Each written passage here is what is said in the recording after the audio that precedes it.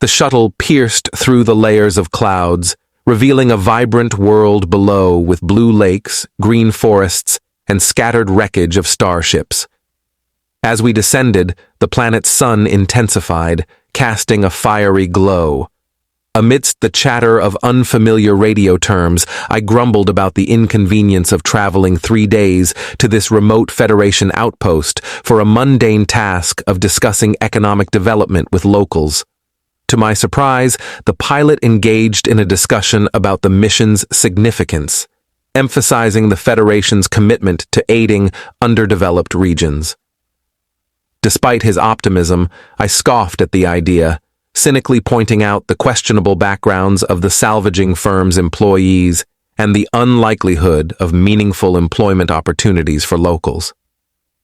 Upon landing, we were greeted by a small crowd, likely unfamiliar with spaceships. As I disembarked, I noted the blue uniforms of the local defense force, reminiscent of the rebels we had once fought. Their presence hinted at a recent history of conflict and rebellion. I was ushered into a primitive vehicle by soldiers, one of whom exuded an unsettling odor of alcohol and aggression. Reluctantly settling into the vehicle's grimy interior, I braced myself for any potential threats as we embarked towards our destination, the scent of dust and mildew filling the air. The soldier's proximity raised my suspicions, but to my relief, he only ensured my safety before we set off, leaving me to ponder the complexities of our mission in this distant and troubled corner of the galaxy.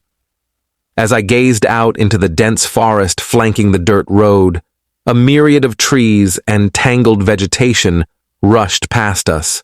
The foliage was so thick that only slivers of light pierced through. We were en route to a remote settlement lacking its own space or airport, and although the drive was meant to be short, the wilderness appeared endless. "Your forests are quite remarkable," I remarked to the driver in English. He nodded in response. "Don't venture in after dark," he cautioned in broken standard. Grateful for his effort to communicate in a language I understood better, I continued conversing in his tongue. "Why is that?" I inquired. His expression turned solemn. "Witches," he replied. I inwardly chuckled, outwardly nodding in earnest understanding. "Have you lived here long?" I asked, changing the subject. "Life," he replied stoically. I couldn't fathom being tied to one place for so long. "Anything I should know about the town?" I queried. He began to respond, but hesitated, switching to English. "Most folks here are scavengers," he explained, detailing the area's history as a test site for a lab experiment gone awry, leaving the land infertile. "Are there any non-humans in the area?" I pressed. He shrugged, and I accepted his non-committal response. "How about the people's attitudes?" I asked. "Real religious," he said, describing their mixed feelings toward the Federation's impact on their lives. Arriving at the PDF barracks, I settled into my room, pondering the complex dynamics of the town. Later, I met with various town leaders, addressing their concerns about the influx of off-worlders and assuring them of minimal disruption to their way of life. "The sooner we can evacuate them and have our personnel take their place, the better," the commander emphasized, and I affirmed my agreement. Exhausted, I collapsed onto my bed after a modest meal consisting of grains and vegetables.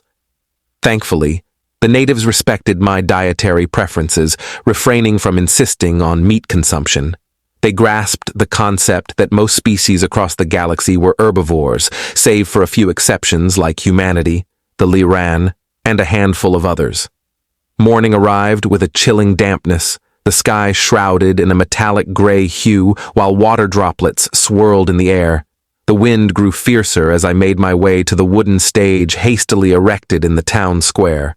Flanked by 2 PDF soldiers armed with makeshift firearms, I prepared to address the crowd, my words projected through the heads-up display goggles I wore. As I began my speech, a sudden crack shattered the air. Pain engulfed me, rendering my legs useless. Collapsing onto the stage, I clutched my chest, feeling warmth seep through my fingers. Amidst the chaos, The soldiers struggled to control the panicked crowd, while I lay incapacitated, barely comprehending the unfolding tragedy. In the midst of confusion, the stark announcement rang out. The ambassador is dead.